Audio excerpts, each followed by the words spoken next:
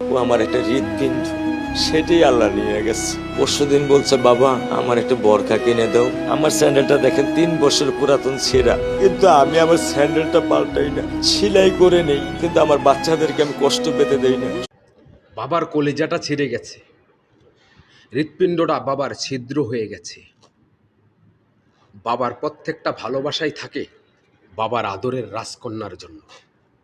আর সেই রাজকন্যা কি যখন শিয়ালের মতো, জানোয়ারের মতো মানুষরূপী কিছু কুলাঙ্গারের বাচ্চা এসে ছিঁড়ে ছিঁড়ে খায়, তখন ওই ব্যথাটা একজন বাবা আর একজন মাই জানে যে সন্তানের হারানোর বেদনাটা কতটুকু। আপনি কার কাছে বিচার চাইবেন? এদেশে সবার বিচার হলেও দর্শনকারীর বিচার হয় না। একজন দর্শনকারী যে দর্শন হয়েছে, তার বাবা কোর্টের দরজা আর ওই লয়ারের পিছে ঘুরতে ঘুরতে এক সময় তার পায়ে দেওয়া স্যান্ডেলটাও ছিঁড়ে যায়, কিন্তু বিচারটা ঝুলন্ত অবস্থায় থেকে যায়।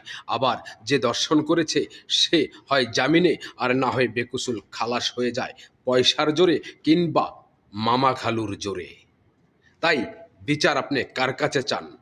যদি প্রকাশ্যেই দর্শনকারীকে গণধোলাই দিয়ে না মারতে পারেন, যদি ওই দর্শনকারীকে পুলিশের হাতে না দিয়ে পাবলিক তাকে পিটিয়ে না মারতে পারেন, তাহলে আপনি কখনো ওই বিচার, ন্যায় বিচার পাইবেন না। কারণ আপনি দেখবেন ওই দর্শনকারীর জন্য লয়ার দাঁড়িয়েছে 50 জন, অথচ যে মেয়েটা আজ দর্শনের শিকার হয়ে মৃত্যুবরণ করেছে তার পিছে পাওয়া যাবে না একজন।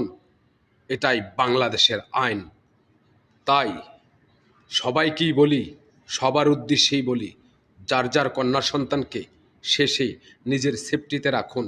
কারণ আমার দেশে এখন মানুষরূপী অনেক জানোয়ারের বসবাস, যেই জানোয়ারগুলো শুধু ফুল না ফুটতেই ফুলের কলি ছিঁড়ে খাওয়ার চেষ্টা করে।